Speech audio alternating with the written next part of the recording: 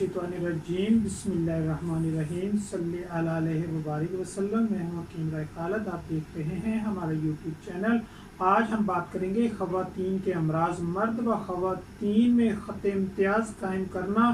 एक बेमानी सी बात मालूम होती है, क्योंकि इलाज मुआलजा में कामयाबी के सिर्फ अज़वी अमाल व अफ़ाल किसी अज़ू में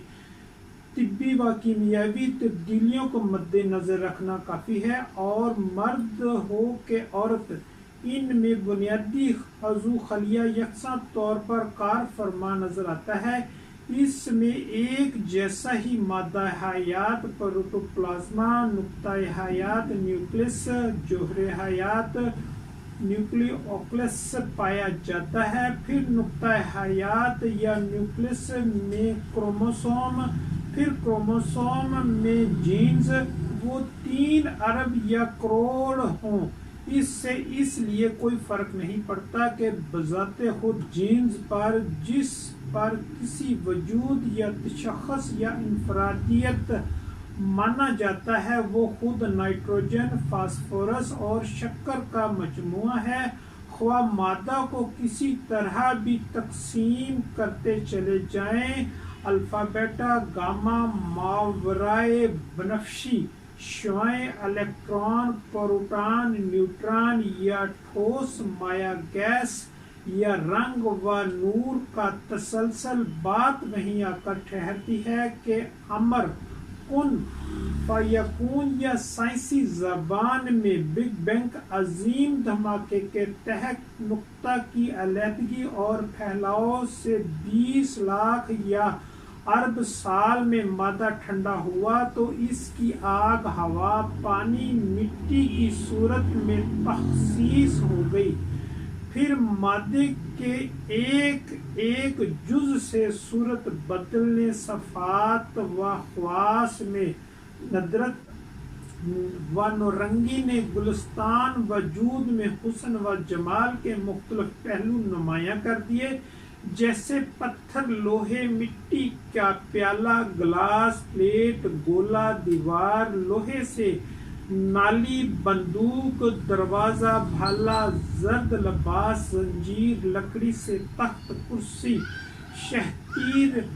भीम, सतून वगैरह मादा है। शक्ल व सूरत बदलने से सफ़ात, अमाल, ख्वास में तफावत, गोया बहुत सी अशिया के हक़ाइक़ व मुआरफ की तशरीह व तोज़ी नफ्स मज़मून से मुअल्लक़ और ज़रूरी हुआ करती है, ना कि इसकी माहियत व असलियत। खल्क़े कायनात ने बेशुमार बुनियादी अलूम की हकीकत का अलूम रखने की इंसान को तायीद फरमाई और इसकी गय्यत ही नहीं लाज़म करार दिया, लेकिन इसकी माहियत जानने से रोक दिया, क्योंकि इससे गुमराही के दरवाजे खुलते हैं। जैसे इंसान अव्वल बशर सैयदना आदम अलैहिस्सलाम की तख्लीक अर्जी मादा से हुई और अर्ज के लुग़वी मानी घूमना और चक्कर खाना है, और इमाम मोहम्मद बिन अली बकर के बकौल हमारे आदम से कबल 10 लाख आदम हुए। और शेख अकबर ने फतुहात में लिखा कि हमारे आदम से 40,000 साल पहले एक और आदम थे। और खसाइस में इमाम सादक से रवायत है कि अल्लाह ताला के 12,000 आलम हैं, इनमें से हर एक 7 आसमानों और 7 ज़मीनों से बड़ा है। और रहा ये मामला कि औरत मर्द से या पसली से पैदा की गई है, तो महज इस्तारा है, जिससे मुराद इसी मादा से पैदा होना है जिससे मर्द की पैदाइश या आगाज हुआ,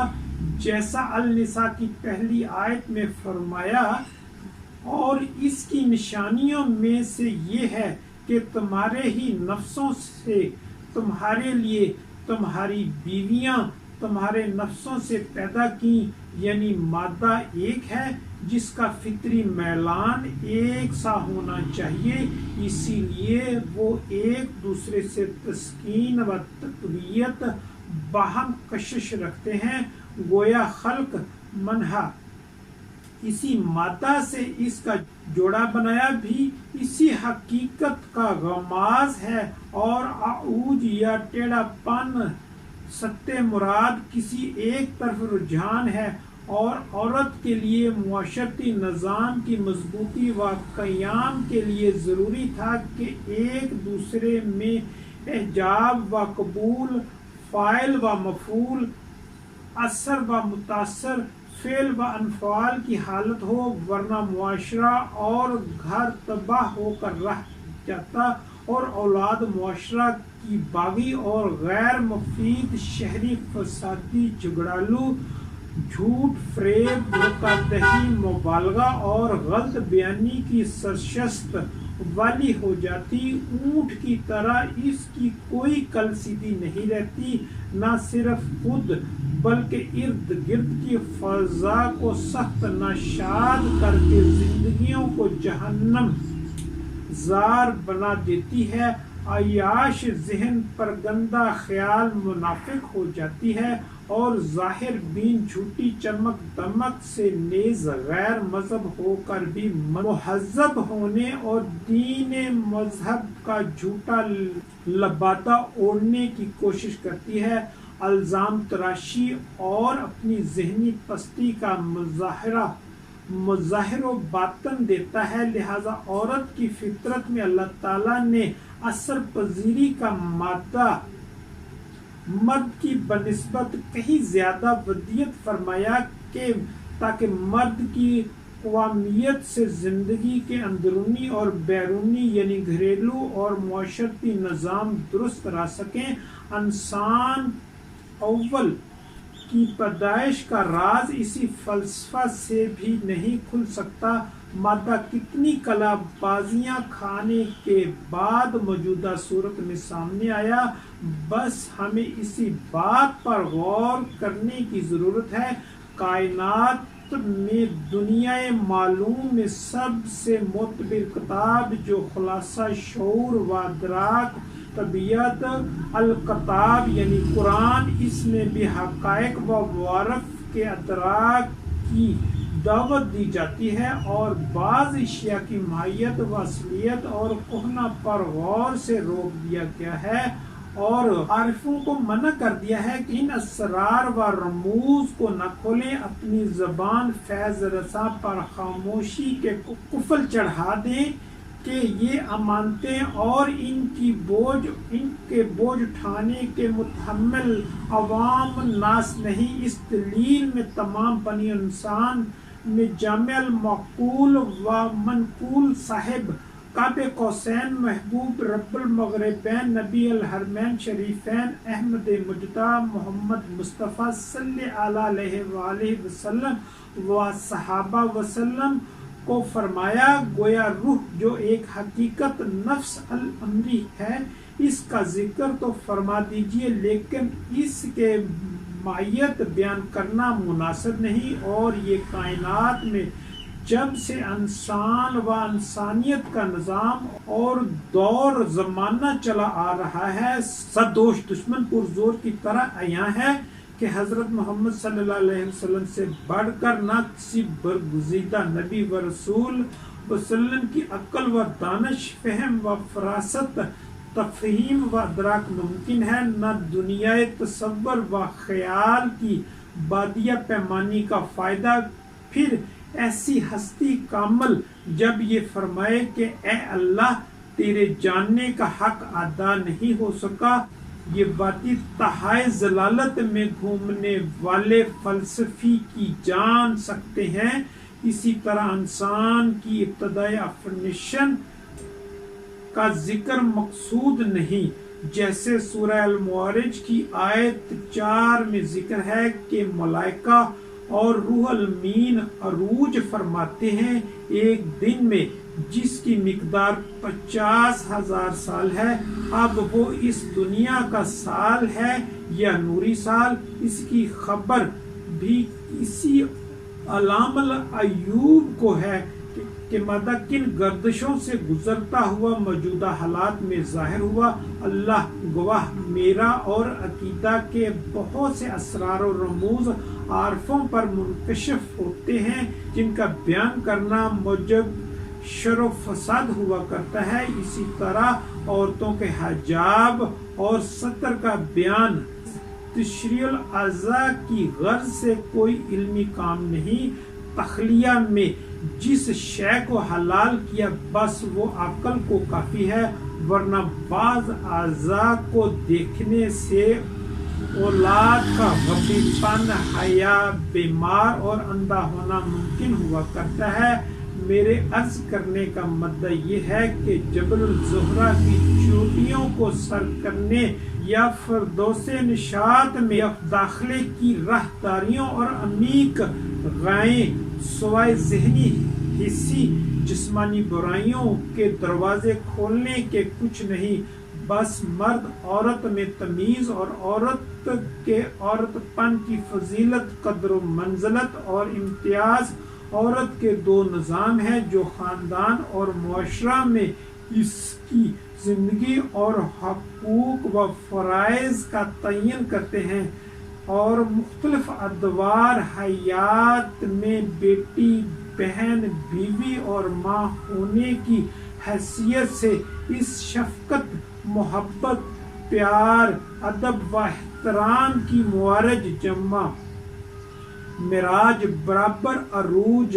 برابر سیڑھی درجات سے آگہی ہوتی ہے۔ یہ نظام ایک تو حیض کا نظام، دوسرے لبن یعنی دودھ کا، ان میں بھی اصل میں نظام حیض ہی ایسا نظام ہے جو عورت کو امن ہو یا جنگ، زندگی ہو یا خاندان، معاشرہ، ملک و قوم کی اموات کی صورت میں بیٹی، بہن، بیویاں ماں مدارج کی تعین کرتا ہے۔ عورت کی شادی، بیاہ، خوشی، غمی، ملاب، جدائی یا پیار محبت، دودھ پلائی یا شوہر کی تنہائی کے ساتھی بننے یا تسکین روح، نفس اور بدن و جذبات، احساسات میں جوش و جذبہ، تلاطم اور تعمیر و تخلیق و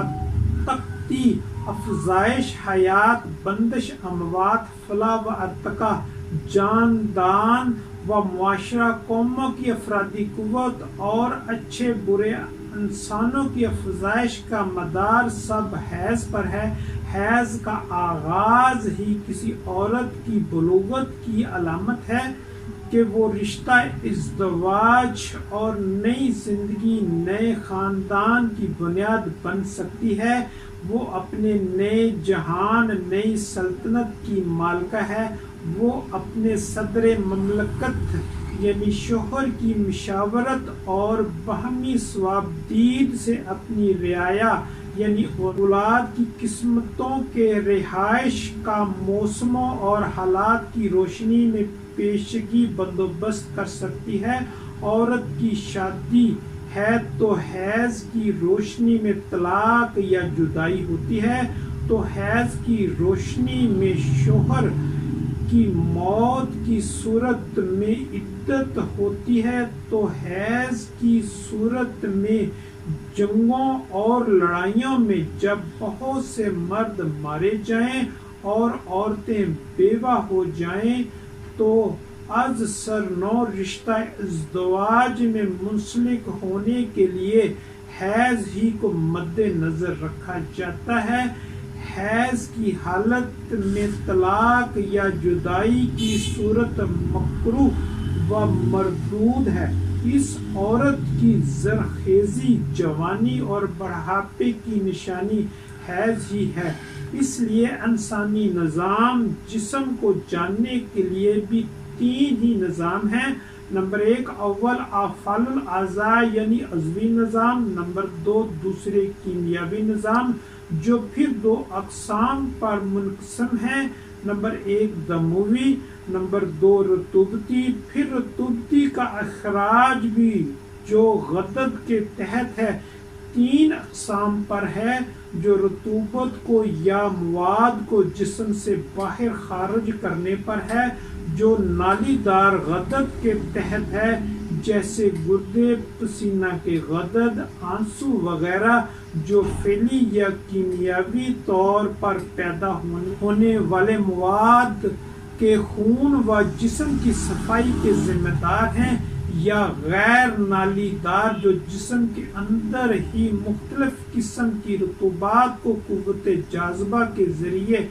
ایک سے حالت میں جذب کرتے، ایک سے دوسرے عضو کو اپنی رطوبات مہیا کرتے، ان میں کیمیاوی تبدیلیاں لاتے ہیں، جیسے غدد جاذبہ اور طحال لمف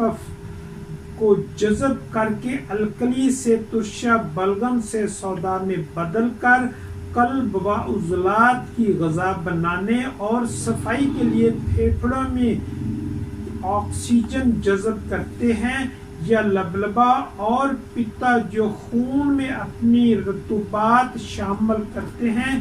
تیسرے وہ جو ایک طرف اندرون دوسری طرف بیرون جسم اپنی رطوبات کا اخراج کرتے ہیں، جیسے مردوں میں خصیتین وغیرہ۔ اب امراض نسواں خواہ وہ تمس یعنی حیض ہو یا دودھ، جس کی 3 صورتیں ہوا کرتی ہیں: نمبر 1 کثرت تمس، نمبر 2 عسرت تمس حیض کی دقت یا درد، نمبر 3 احتباس تمس یعنی بندش حیض، اسی طرح سیلان الرحم یعنی لکوریا وغیرہ، یا اختناق الرحم یعنی ذقاوت حس،